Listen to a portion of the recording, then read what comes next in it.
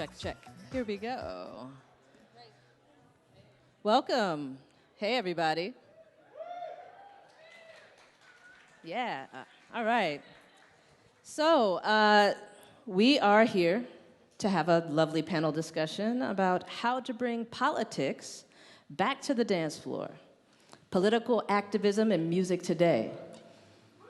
Right? It's pretty important. I wanted to start out by introducing our panelists. By the way, my name is Sky Deep. I'm really honored to be up here to do this. Thanks for the invite. I'll start out by, we'll just start from one end and come to the side. So on the far stage right, we have rRoxymore. rRoxymore is an amazing DJ, producer, live performer, has releases out on several labels, Human Level, Huntley's and Palmer, Noise Manifesto, and soon coming on the label Don't Be Afraid, EP release in October. rRoxymore has played many places around the world and I'm sure has a lot to share with us about some ideas about how to bring politics to music. Next up, we have Avril from Comem label. And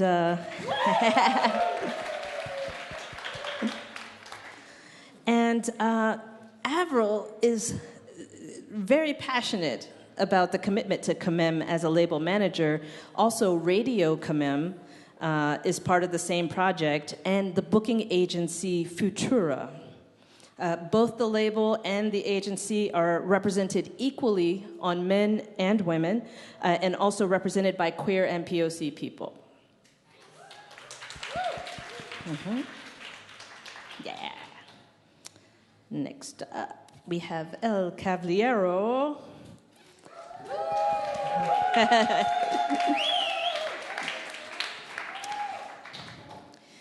He is the artistic director and booker at SchwuZ and Hot Topic, has a passion for queer activism, and loves dialogue and really having discussions about how to find solutions. Yeah? That's about right. And I can attest to that personally of having been able to work with El Cavaliero. It's been an absolute pleasure. And so... Yes. And next, of course, we have Luz. Yeah. Luz was in collaboration with Hot Topic, organized this panel tonight, and as the founder and resident at Room for Resistance Party, which is all the DJs on the middle floor here. Mm-hmm. And has also worked with several labels and booking agencies over time and has a lot to share. Yeah. And did you want me to say more about Room for Resistance? Thank you for doing this panel and moderating the panel. Sorry, I would like to thank you, Sky, for moderating this panel. Yeah. Thanks, my pleasure. My pleasure. Cool. I like to do a lot of paper shuffling. It's fun. Okay, so next we have Frankie. Frankie from Discwoman. Thanks, Frankie, for being here. If you don't know about Discwoman, you need to know. It's a New York City-based collective that is making big moves in the game right now and booking female and female-identified DJs all over the world and different. They're on tour right now in Europe. Just about everybody, it seems. Yeah? Somehow, yeah. That's really cool. So it's really exciting to have you here and looking forward to, I've already seen a lot of your videos and read some interviews. Check them out, but now we get to hear it live and direct. Yeah. Yeah. Cool. And then we have the Black Madonna. Thank you so much for coming.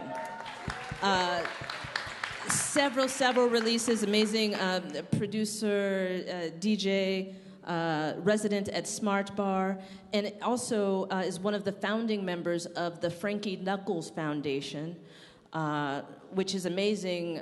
They're working to conserve, how would I say, the conservancy of the music and where it comes from. You know, if you think about black music, how often does it get spread around the world in a way that somehow disconnects from where it came from? Well, the Black Madonna is working with that foundation to make sure that it is always recognized where it comes from and to continue the legacy. So I'm really excited to hear more about that at some point, too. Yeah. So, let's get started with the first section of this panel. One of the questions that we had was around how to address races, privileges, and gender through electronic dance music. So just think about that for a moment, and I'm just going to talk to you all quickly, just to let you know how we're going to run the panel tonight. We have a limited amount of time. We even got started a little bit late. We will have a question and answer at the end.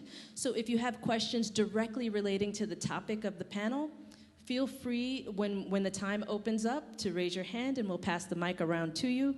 And we're just, for the sake of tonight and limited time, we're gonna stay focused on the topics of this discussion. If you have further in the end, and if we have time, we can talk about it, or you can write us on the party page, or the festival page, and we can get back to you. Okay, is that a deal? Sweet, let's do it. So, how to address races, privileges, and genders through electronic dance music? So many of us are working in a field that is male-dominated, cis white male-dominated. I would be interested if someone has a specific, maybe example of how they've had to handle this in their own life, in their own careers? Well, Discwoman is made up of such a sort of diverse, I mean, me, I'm black, obviously, and Christina also runs it, Asian, so we wanted to reflect in our lineups the same image that we put out to the world, basically. Sorry, is this good? Hello? Is this okay? So every lineup that we do, we make sure that there is a woman of color on the lineup that we do, and in turn, when that does happen, our crowds become more diverse also. So that's one of the tactics that we take. Yeah. I was just going to say, so before I was a full-time DJ, I was the booker at Smart Bar, which is the oldest club in America, and what I discovered really quickly was that if I didn't pay attention, even me as a woman, if I didn't kind of do the math, even on women or women-identified folks, that I would fuck up really super fast. And so something that I started to do with myself was to actually sit down with my assistant Jason and say, okay, we have a month that has 4 weekends in it. Who are the headliners? What do they look like? And I found that even just kind of putting my own work performance under the microphone or under the microscope, that I had some adjustments that I needed to make, and I needed to be both conscious and cognizant of what those lineups looked like. And continuing, even now that I've left, Jason has taken over and I'm doing this full time, but when I still work on helping decide the residents and all of that kind of like core programming, and we still did the same thing. We said, okay, here's what 2016 looks like. How many black residents do we have? How many women? How many trans folks? How many? Here's just like kind of going through and saying, we cannot take it for granted that because I care about this, that I'm going to get it right. Because I care about this deeply, and I can still fuck it up royally.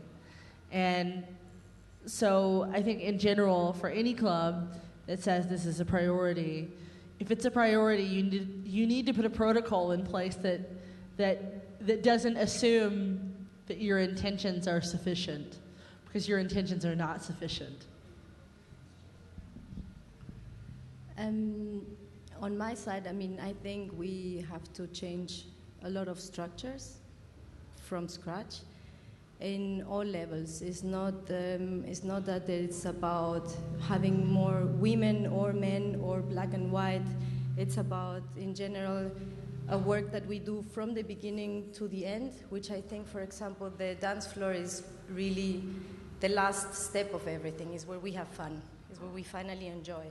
But the work we do before that is where it matters. From not only the promoters and the bookers engaging with bringing women and transgender and Latino people and black people and in general, it's about asking who is writing in the media. Is the media, because we always ask like how many percentages of women are on a festival, and we keep it to that sometimes, and we forget who's making the news, who's talking about people, who's giving the spaces for not only women and men, but what's going on not only in the US and Europe. Because we tend to concentrate a lot in what's going on here in the US, and when we talk about diversity, it's not only what happens here in the US, it's about what happens in where actually the rhythms come from. And we keep on speaking about very specific stuff, and we forget sometimes other philosophies, other ideas, other discourses, and we have to, again, look up in a more general way and see the dance floor more like on the last piece of the whole puzzle. That means as well what the DJs play. So if you as a DJ talk about diversity and only playing music from Europe and the US, then maybe it's also, we have to always go a bit further and think who are giving, in which sense are we giving space for everybody? How many women are writing in press? How many times do we have to hear about how many women or transgender or black people is on the scene, and what do we have to do about if it's written always by men? And I'm not against white men or black men or in general. It's about, because I think we do need supporters, and we have to have everybody on our side. But it would be interesting to see as well, seeing also not on women, how we see it, and not only focusing on that subject as well. So I think it's more like 350 degrees on, if you want more women in a festival, then how many agencies are taking care of women as artists? How many agencies are supporting women?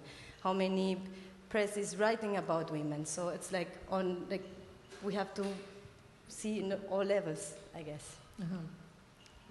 Anyone else?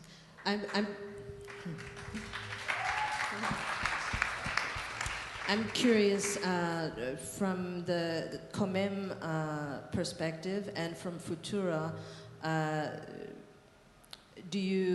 How is it working with the artists that you work with? Do you have these type of dialogues with them, or do you choose them based on how they present in this way?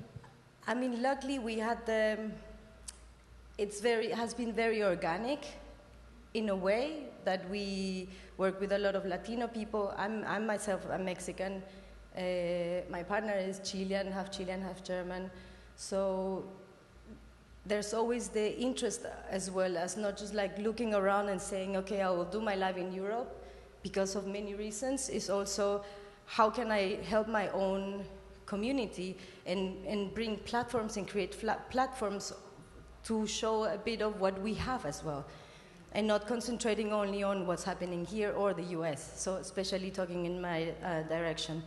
But on the other hand, for example, Futura has also grown up very organically in the sense of there is a lot of women that are amazing, that are doing music. It's just about spending more, maybe energy and time on support, on being a support, or as a label, for example.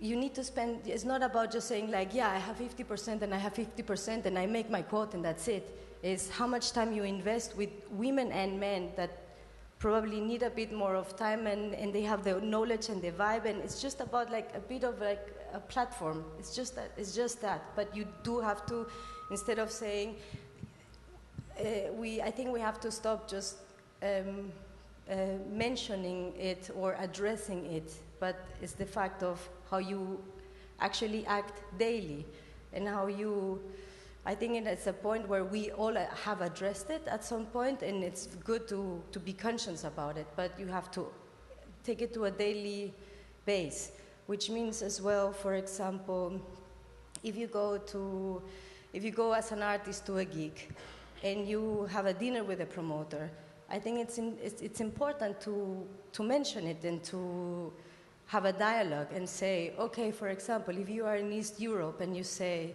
I know that here has a big homophobe, the whole situation, what do you think about it? Or why maybe if you're in Germany and you're in a festival where you don't have a lot of women on the lineup, maybe you're in the dinner and you say, where are the women? You as an artist, and you address it, and it's not about saying this is good or this is bad and being a police, because that doesn't help.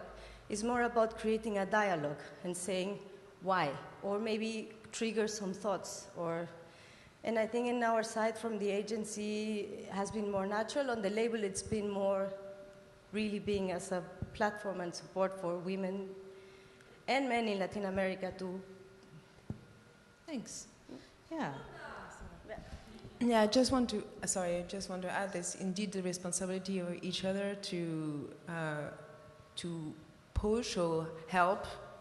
I know that's on my side. I know that I have some friends, artists, who are more well-known than me, and I know that they recommend me sometimes to promoters. I know some friends who also have a list of artists, and they say, especially women artists, you should book or have a look. And this has to work, the responsibility of everybody here. We all equal in this thing. And I will say also on my experience, because often we hear, especially for a producer, well, but it's difficult to find them, and no. I mean, it takes a while. I was a booker for parties, like it was a women parties in Paris. It was like almost 10 years ago. And I was always managing, it was every month or every 2 months, always to have like at least 70% or 80% of women on stage. It was not always amazing, but there was a kind of a good quality anyway. And how did I manage to do that? And you cannot do it here I don't understand. It takes a while and I was not doing this as a full-time job. It was my side job, okay? So it takes a while if you're passionate to have a look. Okay, this person do this, I'm going to listen, it's not so bad, I'm going to give it a shot, and I'm going to help that person. So it's a matter of, okay, I want to take the responsibility and help. That's it. I just want to reiterate that now, for me, like when I first started touring and nobody cared what I thought about, I didn't have as much say over who I was playing with, and now I have a little bit more say over it, and I think that as women kind of graduate into various roles where they have more to say about what those lineups look like. Now, for me, I'm like, there's going to be a woman on this lineup. There's 2 support slots. Yeah. Well, it's going to be me, another woman, and then whoever you want. Yeah. And that's something that I've been really demanding. And I know that other people do it too, but it's something that you can absolutely say. Like, I just did my first residency in London, and I was like, well, it's going to be me and Avalon Emerson and, whoever else. Yeah. I mean, I care also who that third person is, but to say that whatever amount of control that you can seize, use it to say what you want to say, and I think the results can manifest very quickly, as we see with Discwoman, where you guys have been able to really say a lot about what lineups look like in short order. Yeah, absolutely. And creating what we do didn't come without its struggles. I remember talking to people earlier in the day about some of the local artists in our community, and one of them was like, oh, but she's not a producer though, so I don't think she can any little thing to kind of dissuade women from kind of going to another level. I remember when we first came up with the name Discwoman, I had some pushback from some guy friends, and they were like, that's a terrible name, it's not going to work. I'm like, hello, well, I guess it did. So good advice is don't listen to men for the most part. For the most part, but you know who's on your side a lot of the time. I feel like, and you start to learn anyway. But yeah, but it's funny, like these excuses that kind of come up to kind of stop like women talent from happening, and also nowadays these sort of articles that are like, do female lineups work? Yeah. Oh my god, like why is that the issue? Like it shouldn't be at all. Like that isn't the problem. Like those things are happening because of another problem, which I just find so crazy. There's also problem is not becoming a token of the whole system as well, and this is also the danger, like, oh yes, but this group exists already. What do you want to make more effort to push more community or push more women or etc.? This is a bit the problem of not falling in this thing, because actually, I mean, because it's a bit when you said to bring back. Bring back. The back is the most important word, I think, in this sentence. Politics on the dance floor. We're not anymore in the 90s. We're not anymore. Obviously, things have changed a lot. A lot of new generation is discovering this music, but the whole structure has changed a lot. It's not anymore underground. You're talking about the structure of the the whole music, the dance music is working now. Of course, in the 90s or late 80s, you would still have like some hit in the house music, but it was the underground was much bigger, and it was still the rave and the club scene were much more underground than nowadays. Nowadays, there's no more underground. That's why there's not so much politics, I will say. That's the problem. And that's the problem. It's a capitalism problem here, because it has totally eaten the whole structure here. Yeah. So, go. I just would like to add something, because I think another thing which would fit into the whole thing of addressing the topic, which I think is very important, is to question like who is on the flyer, who gets represented, because positive representations of like a diverse community of DJs and artists and producers is so important to get more of them doing that and seeing you as a possibility model for something you could be yourself. And the other thing which I want to add is like networking. Like, for example, this night, her topic is every month, but we try to always do collaborations, for example, with lovely and super cool and so important collectives like Room for Resistance. And there are so many more out there like Mint, and there are like a lot, and like to focus on that solidarity within that system and supporting each other, not as a concurrence, but the same goal. And there is something moving, because there are more and more collectives like this showing up. And if you bring all that people together, it will change something, and that's the good thing, I guess.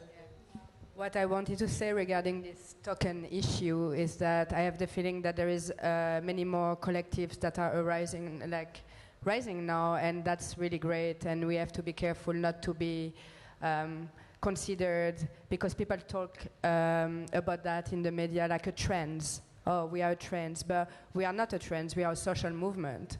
We are here, and we want more visibility, and we want to exist, and we reclaim space. And I think that's really important, and we have to be careful with that, totally.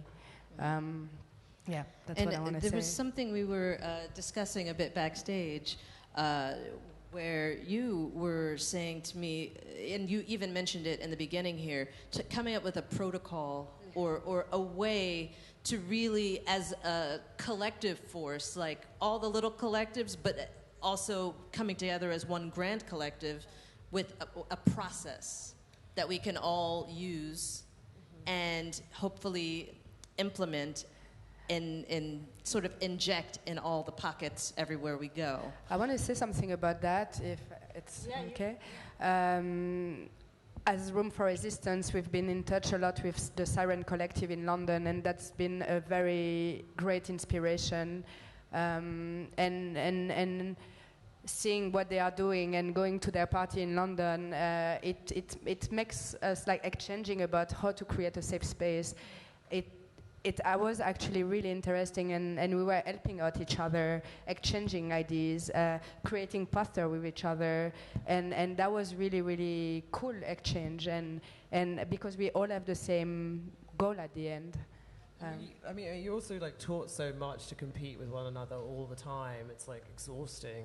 Yeah. So I mean, it comes to a point where you're like, obviously, competing isn't really working, and like, so you know, aligning yourselves with groups like Siren and you and whatever, like that has been, I think, the way that we've actually been able to thrive a lot is by like partnering and being friends with people. Totally. Yeah. Rather than trying to seem like, you know. I think we are more powerful when coming together and exchanging ideas and how do you do that? I mean, obviously the scene in New York is different and the scene in London is different, so the scene in Berlin is very different, and it's really interesting to exchange ideas about how we do it there and there and there, and because it actually brings a lot of ideas so we can improve things, and that's the aim of it at the end. Just to kind of circle back to what we were talking about backstage, I'm super pragmatic, and one of the things that I want to do, coming from a person that ran a club and now plays in a lot of people's clubs, is that my hope is that within the next year that groups like Siren and Discwoman and other clubs that are friendly clubs and organizations who care about this stuff, my hope and something that I want to work on is developing a protocol for venues that when we talk about safer spaces, when we talk about all of those things that we want, what does that mean? And giving people a sort of universal set of tools that can be implemented across the board. Now, you all do an amazing job of this here already, and I kept it in my pocket. If you came here tonight, you probably got one of these, and they're in like 45 languages. 12? All right. 45.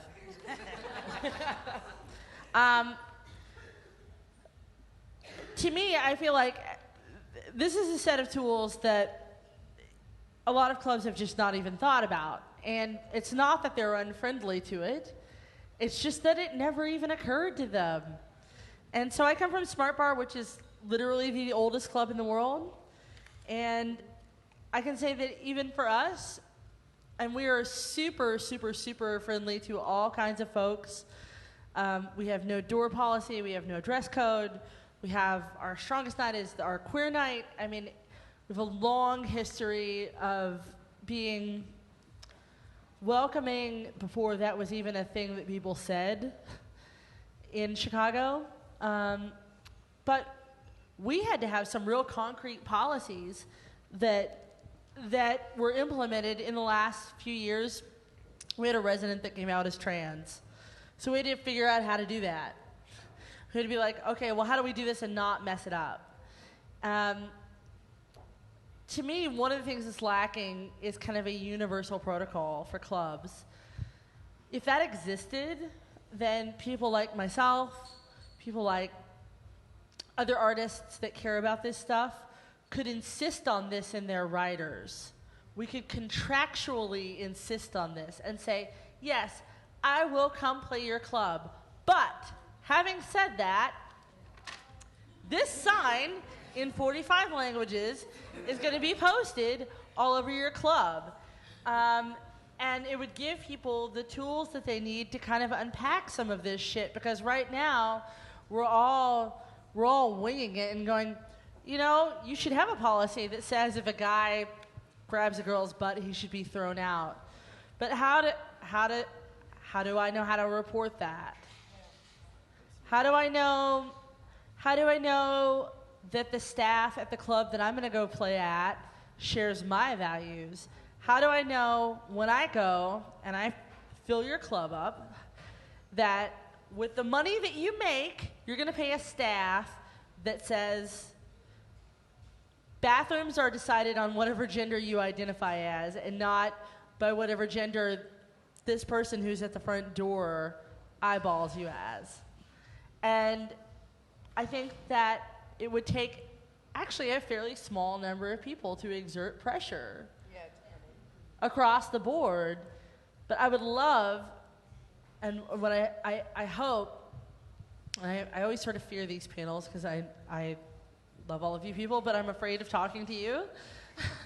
But my hope is that, I love you guys and gals, and everyone in between. My hope is that these kinds of discussions, the little pragmatic part of my brain is I hope that we walk away with a to-do list that says, okay, when I leave here, I'm going to go to the people that help me go play these clubs, and I'm going to say, all right, I'm going to play this place, but you have to give them this. And we'll play it. We'll do the show, and I'll do whatever they want, but they have to do this so that all the people who come and see me or who come and see Midland or Bin UFO or any of the other people that would be in my thought experiment welcoming of these ideas, so that those people are protected and that those of us, whether it's a small number or a large number, have the tools that we need to help put pressure on the places that we play and make them better for everyone. Cool, So- thanks.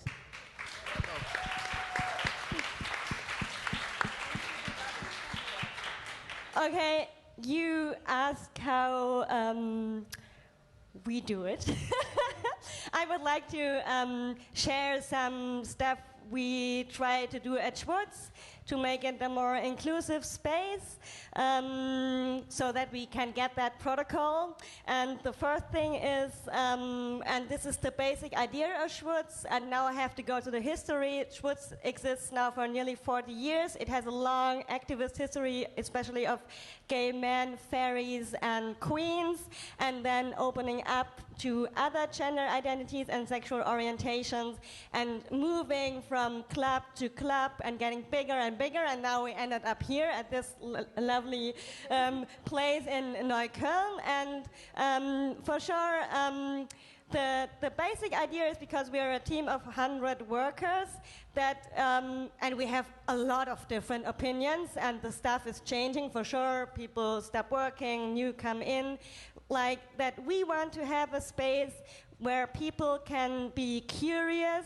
and open-minded, and the little thing where we all agree on is that everybody should feel respected and welcome to that place. And that's like the basic thing where we agreed on. And that's why we have this thing in, what did you say, 45 languages? Actually, it's 11, and we have now the text in Hebrew as well. But it's not enough to give you this fee. We have, like, when people rent our club, it's the second paragraph of our 45 pages long contract saying, if you behave, or if you will behave in a discriminatory way, we can, like, put away the contract and you need to leave.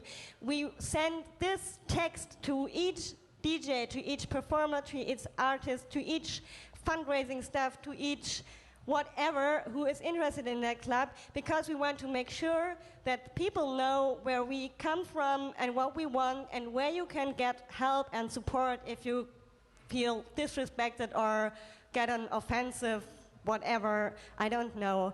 But it's still not enough. We like our bouncers, because there's a lot of trouble with bouncers in general. They are sensible towards different forms of discrimination. So if you go there, if you experience something bad at SchwuZ, you can go there and say, hey, I experienced that. Because if you normally go in some other clubs to the bouncers, and then you might get another shit there by just saying, I need help. So it's a really important thing that it's not only like there, or the booking is inclusive and the networking is good. It's like, it's more, it's the heart of SchwuZ, I would say, that we try. And the thing is, we fail, we do make mistakes, but what the fuck, we are allowed to do mistakes, but we learn, and that's the only chance how we can change, and that's why I'm a fan of dialogue, because it's so important. It's what you said, it's not about right and wrong, it's about a process, and it is a process, and our staff does make sometimes mistakes, then we do workshops, we have team meetings, so it's like, it's really, really a complex thing to make that work, and we're still learning, and that's nice. It's great beautiful. to learn. I'm gonna let you go real quick, but yeah, this is home. This is home. SchwuZ is home. But I just wanted to take notice. One of the next questions that were coming up, which we're actually already discussing, was to go into talking about how to create safer spaces, and this is definitely all about that. But I just wanted to say that, and yeah. I would like to react to what you say, because as a promoter myself, organizing party at SchwuZ and at About Blank, so Room for Resistance happens both at SchwuZ and About Blank. I work in different ways, because in terms of how to create a safe space, because at SchwuZ, the work is kind of already done. People coming at SchwuZ, they know why they come at SchwuZ. It's clearly it's stated that it's LGBTIQ spaces. So the way of working is different when I work with different kind of locations, and About Blank is different. And I felt that announcing what we are standing for as a collective is really important in our events. Who we are and what are we doing, and so put that on our events, promote that ideas, but also talk with the bouncer. For example, that's really important when we work with About Blank, is to have a meeting with the bouncer every time we organize a party there, and to tell them who we are, what we stand for, who are really welcome to our place. We want to come in priority, which is not what usually gets into the club in priority, because the cis men, white male is the last on the list. Of course, every genders are welcome, everybody is welcome, but we want women and people of color and trans people and genderqueer people to feel that they are really welcome there, and to feel that they are welcome, and they know they're going to experience a space that is safe for them. But we also want them to know that if they experience any kind of discrimination or harassment, which can still happen, even when you try your best to create a safe space, it can still happen, because you cannot control everything. Then we want them to know that they can come to us. They can come to us, and we will be there to listen and do our best to provide support, and just be there and try to find solutions. And I think all of this is really beautiful. In a way, like if this were church, I feel like in this space we're kind of preaching to the choir, right? Preaching. You're already believers if you're in this building. Yeah. But the choir is so good. It's a really good choir. They're awesome. So I am really curious. Can we all just shift for a moment and just talk as people that attend parties? And, because we all have something going on. We're all some sort of organizer or performer. But what's it like when people don't know who you are and you're walking around some party? What's going on? That's something I want to say, is that what we do, for example, is that now we put posters into the party saying that if any kind of problems can happen, that but no, what about you? Like when you are partying. Oh, when I'm partying. You are partying. You're no longer organizer, right. Luz. I can do that though. I'm a party person. So like what comes up for you? What has happened? Or are there things like when you're at somebody else's event and something comes up? Like let's talk about that. Let's Okay, it's working. Let's step into the shoes of everyone all here. Right. I want to say that if I organize this kind of party, it's because, of course, I experience the dance floor as a person, as a woman, first of all, going into parties and being harassed as a woman. And that's why I'm trying to create this kind of environment. I feel that trying to create a safe space is extremely important, because I feel that many clubs, even they want and they say they are safe, I don't always feel safe into them. I don't know. Actually, I went to my own party, obviously, but That's good. really, I know, That's really good. funny. That's really good. But I, like, you know, went to enjoy it and have a good time, and I think I was just sort of like almost a bit naive in thinking that because you know it's a Discwoman party that everyone who's coming is going to kind of respect what we stand for to some extent, and I actually had a terrible experience at my own event, and it was really bad, and a guy, you know, being a creep basically, and it really like made me think more about like that experience and how you kind of do have to be realistic about what you say about your parties. Like, I can't fully say that my party is going to be safe. I can take measures to make it safer, but I cannot say that because at the end of the day, I'm not in control of like that ultimately. So luckily at this event in general, like we have a no tolerance policy. So when things like that happen, that person is removed from the space immediately. And I think that's the way that you can kind of function, is by centering the experiences of those who are most vulnerable in that space. And when they do have those experiences, you have to respond immediately and take that action. I'm going to dig a bit more also because on one hand, I mean, first of all, ring a bell of what you said, and I think to make these spaces possible, first of all, you need to respect them. So when you said about the discussions, for example, if women want to do only women lineup, maybe I agree, maybe I don't agree, maybe it's something I would like to do, maybe it's not. It doesn't matter. Let it be. Respect it.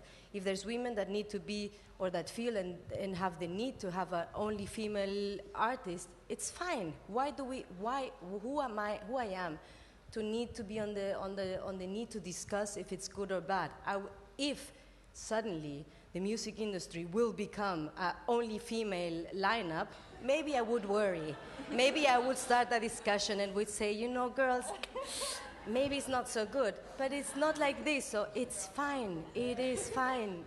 It's okay to address it and to ask, and always open discussions is good, but I don't have to define if it's good or bad, or you have to do it or not. If the music industry will change if we're only doing female, no, it's fine. And if black people wants to only have black community meetings or lineups, it's also fine. It's good, you know, just respect. So if you want to make possible these spaces, respect them. That's it. And then we can move forward. And then on the, okay, leave that subject. And then on the other hand, because we're talking about as well lost the thread. Avril, yes. Tell us about a time when you're at an event. Yeah, okay, exactly, at an event. That was the second question. So I think we're very spoiled. We are very, very, very spoiled in Berlin, especially.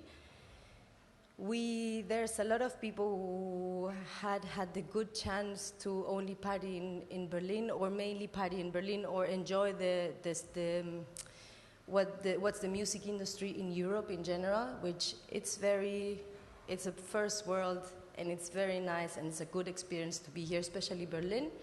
You can party and you can concentrate, and you have people who are worrying about how you are dealing with your own environment, having fun.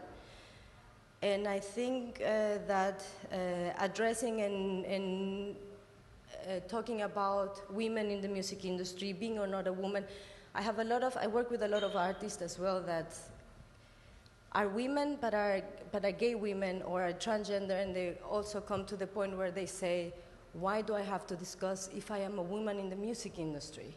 You know, like, it's just like they fall in a gap where they're like, okay, fine, yes, I'm a woman, but I don't want to be seen as, what does a woman mean?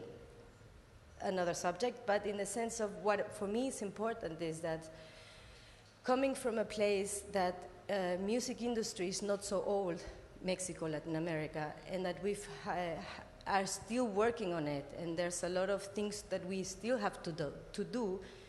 Having all these kind of formulas or people to look at, and women to say yes, we do. I don't need to. I would like to address that I am a woman working in the music industry, as a musician, as a promoter, as a booking agency, not because I am a woman, and that's the important part, is that because with this thing, maybe you have never in your life had any kind of discrimination. Good for you. I'm really glad.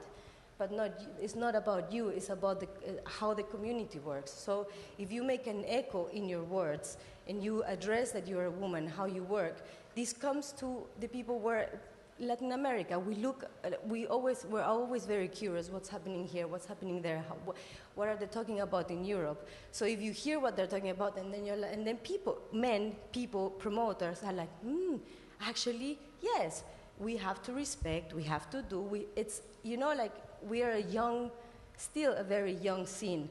So it's good when you see people still addressing, and it can be boring. I am also find you have the same for the women artists. When you over and over again I speak with a lot of my artists, and they're like, I've got another interview asking why do I feel being a woman in the music industry. Maybe we can we can word differently, make it more interesting, so that we can definitely speak about the same thing until it doesn't change, because it's important for other generations, especially the new ones, or where we come from. But still it's important to address that there's not an equality. And we're talking a lot, I think this is all really good, and I'm actually super inspired to be on stage with all of you, because you all have this fire behind your voice, and it's really, really cool. I'm really into, anyway. It makes me, I use a lot of imagery when I think about things, and so I think about these, powerful phoenixes or dragons just, right? This is cool. Let's talk about we did talk about behind the scenes and how to build up a party and how to create an atmosphere. How do we do this through also the music? How do we also do this through the music and putting it on the dance floor? Because I think that's how we kind of announced and entitled this panel. And we're all, you're all movers and shakers and doing your thing. Let's talk about the dance floor. What's happening to people's sneakers? Are their sneakers breaking? Are they throwing baby powder on the floor and doing spins? What's up? How do we make this? How do we do this? Well, something you and I talked about a little bit that I want to bring in real quick, and this is kind of going back to the pragmatic piece. If we want to talk about what dance floors look like, we have to talk about what door policies look like. And I was fairly naive about this because Smart Bar does not have a door policy. You could show up in a diaper and we'd be like, welcome, $10. Having said that, I started touring and I started to slowly play in more and more clubs, and then I found these door policies that were extremely suspicious to me. It's like, no ball caps, no running pants, no streetwear, no American basketball teams, and it's like, so really what this sign here at the front door says is no black people. And so when we talk about what the dance floor looks like, something that we can do as a culture to help unpack particularly racism and classism is to say, when we look at door policies, and some of them are random and whatever, but when we look at those sort of concrete, like major league club door policies that have a sign on the front door that essentially says no black people, well, as DJs, we need to push back against that. Or as consumers in general, we need to say that if your door policy insinuates no black people, this is not okay. If your door policy insinuates no poor people, this is not okay. If your door policy insinuates gender conformity, this is not okay. If men must wear a collared shirt and nice pants and whatever, then what you're saying is you want a very specifically profiled kind of person, and I do not accept that. I do not want that dance floor. I don't want to play for it. I don't want to dance on it. I don't want to throw a party on it. I don't want to do anything with it. I want it to go away. And so I think in a real like kind of nuts and bolts way, one of the first things we can do is kind of unpack who gets to the club and how they get in there. And there's something, Maria, that I mentioned that I was really taken by, and I guess you say a lot of people tap into this quote that you put out, but I want to read just a little bit of it because I found it really powerful. Dance music needs some discomfort with its euphoria. Dance music needs salt in its wounds. Dance music needs women over the age of 40. Dance needs breastfeeding DJs trying to get their kids to sleep before they have to play. There's many here. There's another one. Dance music needs poor people and people who don't have the right shoes to get into the club, and so on and so on. If you want to read this in its entirety, then I know I found it on the resident advisor of the Black Madonna. But this resonated with me in a powerful way because I kind of picked my job so that I didn't have to dress or look a certain way or pretend to be something. And what's beautiful about what we are all doing sort of in our own path, but now also coming together, is that we're creating space for everyone else to also do this. I want to hear from you all, like, what tips do you have for party goers, people who are not organizers, who, yeah.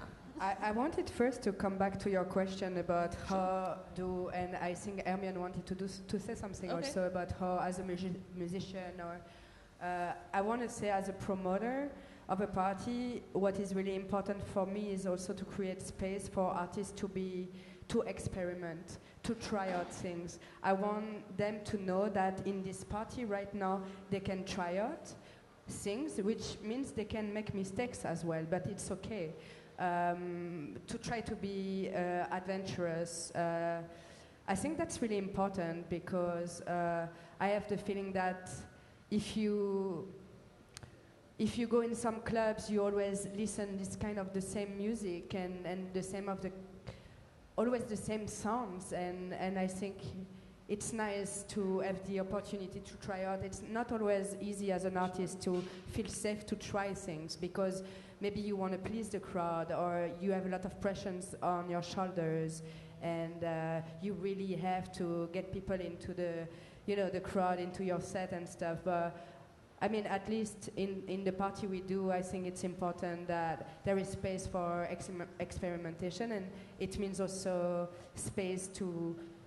And how has this shown up on your dance floors and with the people that are coming? I know the party has grown. So I mean, it's still very fresh and it's growing really step by step. But I think, it's not easy to experiment and to be adventurous. I think it's really a work that you have to be willing to, and you also have to feel comfortable with. And it takes experience. It takes to have residents that are willing to try out things, to take risks, because it's never easy to fail, and it's never easy to have a crowd that just run away from the dance floor because you try to do something and it doesn't work.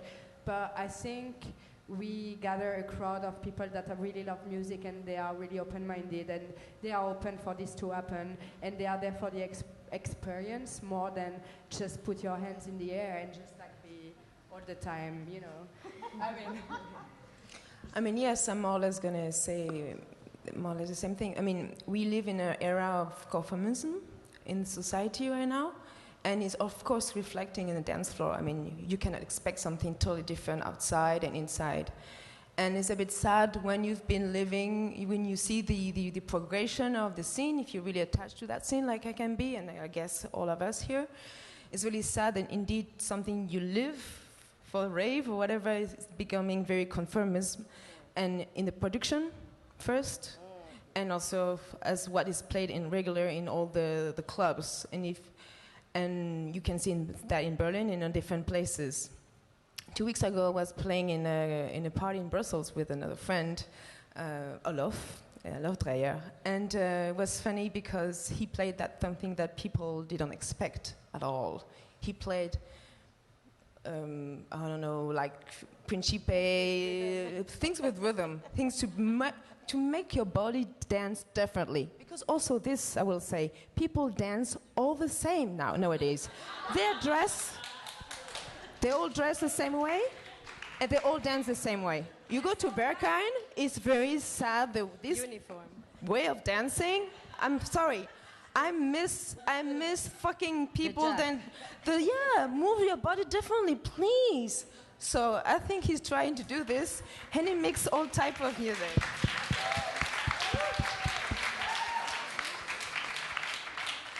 So what you're saying is that we should stop issuing the deep black V-neck T-shirt at the Yes, please. German border? The V-neck has to die. The mini fist has to die. Sorry, all guys. these kind of things. But yes, we have to be creative more. How you dress, how you dance, it's like this. And of course, it's a job of the DJ to. And I know it's difficult. It's difficult as a performer. There's so much pressure, especially if you start to be in a higher level. There's so much pressure on you that you don't feel like you can take risk. And also it reflects on your production. So it's like an endless vicious circles, you know? So that's really sad, but I know that a lot of people are open-minded, are hungry for this. And I'm happy, I'm lucky that I hope to try to do something different, but I'm happy to have, most of the time, find people really open-minded to, and it's nice also when I played Room for Resistance, I played 2 hours live set. I mean, I don't know, it was up, I mean, it's up and down, but it was boring, it was not, I mean, you know. But, you know, to have a space like this, and not a lot of clubs will give me that chance to do that experiment. And we need that. We're not so much pressure of the promoter is going to say, I'm not going to book you again or something like this, you know. So this is really, we need space. We need space, but to breathe, actually, to breathe properly. But we've grown as a scene. And we forgot the rules, or we forgot where we come from, or we forgot what we stand for, and we forget because we are too many maybe, and it becomes something that it's a comfort zone, that is more capitalism, that it's just too big sometimes, and we have to go back to the place where we have a dialogues. And I think we forget to get together in a sense of discussing. And I would really like to make it a point that we should leave behind a bit the social media as a way of connecting, because it's not the way. We're getting nowhere. We're speaking with nobody. We're discussing with ourselves. And we really have to create spaces like this where we talk together and we have dialogues directly, face to face, name to name. I just wanted to say, and this is kind of it's connected, but it's kind of a sidebar. Also within our own spaces, the ones that we do have control over, I use we liberally, but I mean, we that want a certain kind of thing, we have to decide what that looks like. And just because a space is queer, or a community is queer, or a community has a certain set of ideas, doesn't mean that it's welcoming. It doesn't mean that it's kind. It doesn't mean that it's safe.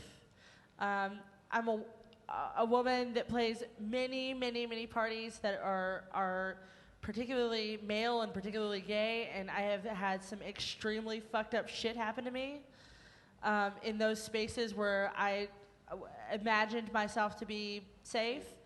I would just say that in general, as when we are going into wider communities and larger clubs and more mainstream venues and saying, these are the things that we care about, and we want to have venues that are safe. We want to have venues that value equality. We want to have venues that value anti-racist practices. All of these things that the ideas that we go in with, we're also reflecting those on ourselves, and that we're in control of our own decency, and when we look at our spaces, that we're not just assuming that because a space is run by women, or that because a space is queer, or because a space is whatever, that it's necessarily safe or kind or welcoming, because I assure you, all of those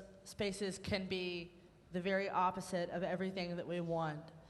And just as a person that plays a lot of parties where I'm the only woman in the room, those are great spaces for me and very freeing in some ways, but also have had some of the most insane, sexist, crazy violations of my space, my body, my autonomy as a human being. And at the same time, I also don't want to be on the other side of that and say, well, just because I'm a woman and I'm running a space that a trans person that comes here necessarily feels great, because they don't.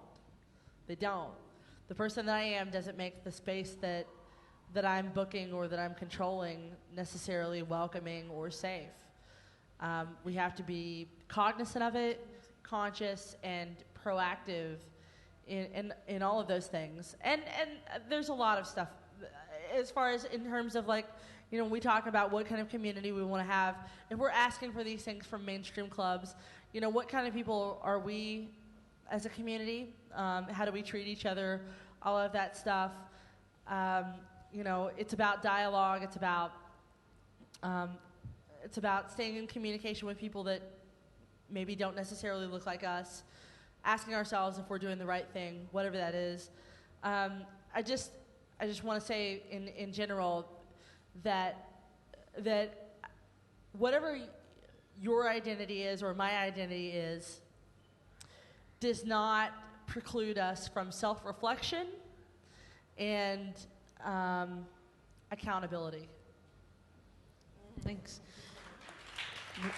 Thank you. We're getting pretty close to our time cap here.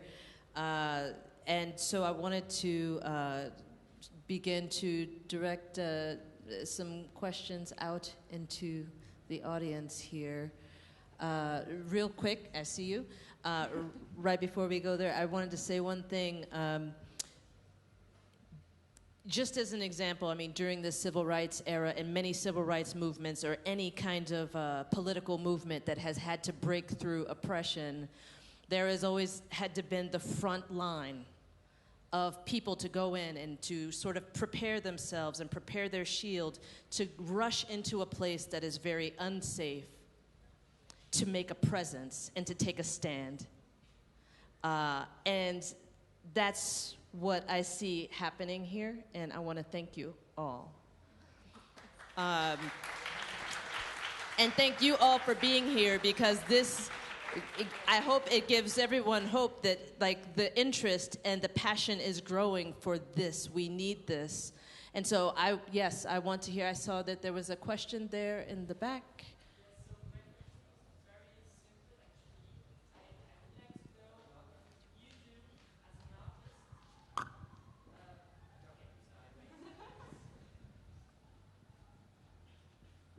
Thank you. So my question is, how can you do and how can we do as maybe some artists here also to make the balance between having something into your fridge and being honest to yourself and to say, okay, I don't want to play in this place, even if I can have some money, because it's not a right place. How can we do this balance actually between this? I just want to push back against that concept in general. I understand the idea of, like, I'm not going to go to this space, I'm not going to go to this space.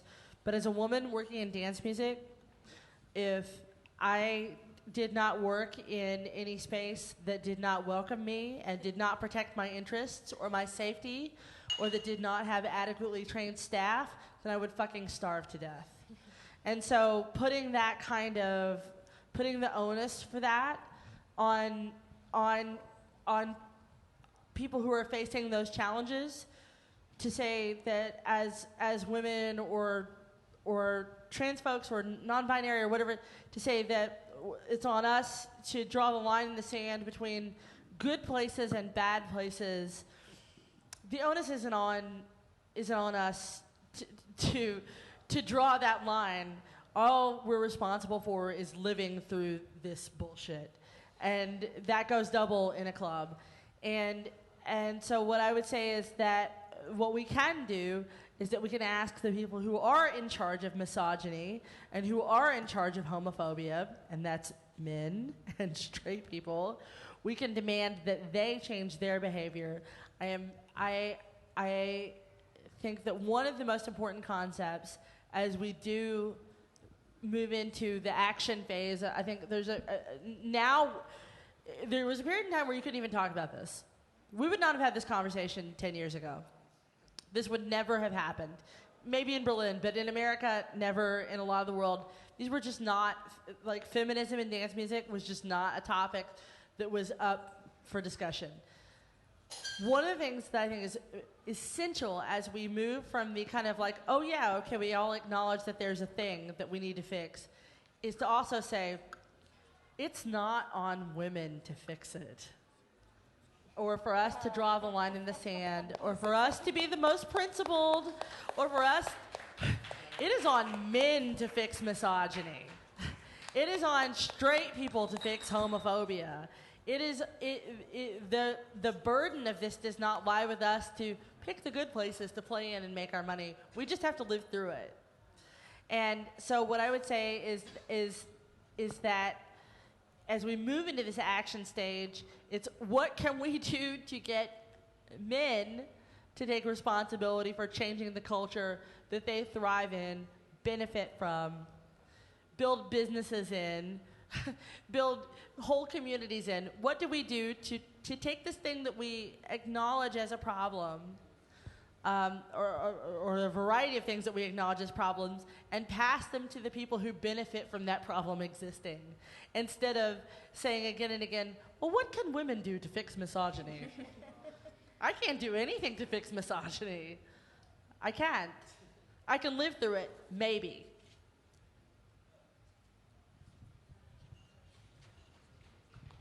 That's all I got, sorry. The financial aspect of it is really important as well as women, and it's very powerful to see women out there earning their life from this job. Not like doing 3 jobs at the same time as we all do in Berlin, but just going out there and like making money out of also places where they are not especially welcoming, but that we try to work on them to make more inclusive. I mean, you say it's not your job, but at the same time, I know you, and I know that when you go in a space, you do speak with people, and I think it's important that we do it when we have an opportunity to do it. But there are women who are not in a position to do that. Totally. That's exactly what I wanted to say, actually. Right, Not all the artists are equal. I mean, right. Only wealthy artists can ask for this kind of That's protocol, it. which is a great idea. But if you're a small artist, you cannot. Hey, sorry, Yeah. but can I have a 50% gender balance here? I can't. I just They don't. will I take just to don't want somebody to. else. I don't It's a want to question of shame privilege. anyone who doesn't feel empowered enough to Yes. stand up, because I got to tell you, it was about 35 seconds ago that anybody gave a fuck about what I had to say, and the 20 years before that, I would have lost every job that I was ever offered by saying even one of the things that I say 20 times a day, and it doesn't make me less of. It doesn't make me. There are so many women that are in that position that are sitting on their hands right now just trying to live through this in dance music. And I don't want to negate their struggle, because they have to do it, because they have to keep the lights on, because Sure, I was just going to say that surviving as a woman is a feminist activity.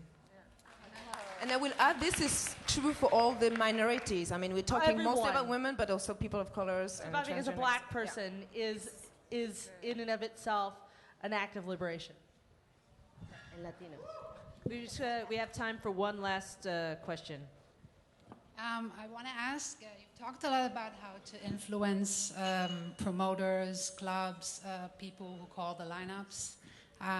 But I want to ask how you think it's possible to influence all of us, our friends, the crowd, because I kind of have a feeling that in the last years, partygoers are more interested in the drugs and what to wear and less in the politics. And how do you think it's possible to get people more engaged? Because the difference is not going to come just from the artists and from the clubs, but also from all of us. So what is your view? And then you mentioned that maybe social media is not the answer, but I want to ask how you think it's possible to reach out to people and actually communicate your ideas and have them heard. Yeah, I was going to say, because when you were saying about social media, that has been an instrumental tool to us getting our message to people that otherwise wouldn't be able to access our information. Like, education is so important, and not everyone can access it. And I think by means of us using Twitter and Facebook and other sort of free platforms that obviously have their problems too, we've been able to interact with like broader communities that we wouldn't have been able to tap into, you know? Like, we've had emails from people in like the middle of nowhere in America who are isolated, who don't have communities like we do in New York, who kind of nourish talent, who are like, I don't know what to do. Like, I'm here by myself in the middle of nowhere. And I mean, there's not so much we can do, but it's amazing that they can feel that there's a dialogue going on. And I think social media can be so powerful in that way. And it's the way that we've been able to kind of survive, I think. Yeah, no, I don't kill social media. Definitely, it's a tool that has, same as internet in general, like how we've been able to share music. If without internet we couldn't hear music from South Africa, and people from South Africa couldn't get our music, or music from Latin America, I know we don't sell music in Latin America because they just download it, which is fine. It's the only way they can do it. It's fine, you know?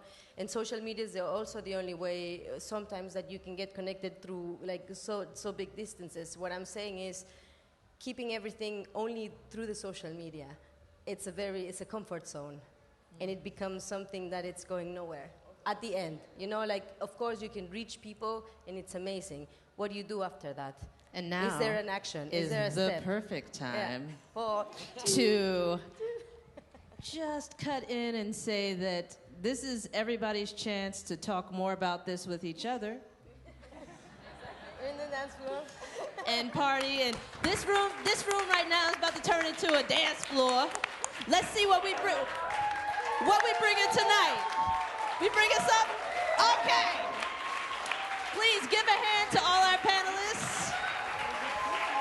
rRoxymore, Avril, El Caballero, Luz, Frankie, and the Black Madonna. I'm Sky Deep. Thank you. Please help us out. If you want to dance, help us by stacking the chairs. It'll help us get to the party time much faster if you help us just stack the chair on the one next to you. We'd really appreciate a little bit of help with that. Thanks. Thank you. Thank you so much, Sky. And thank you, Luz, for organizing that panel discussion. She did it.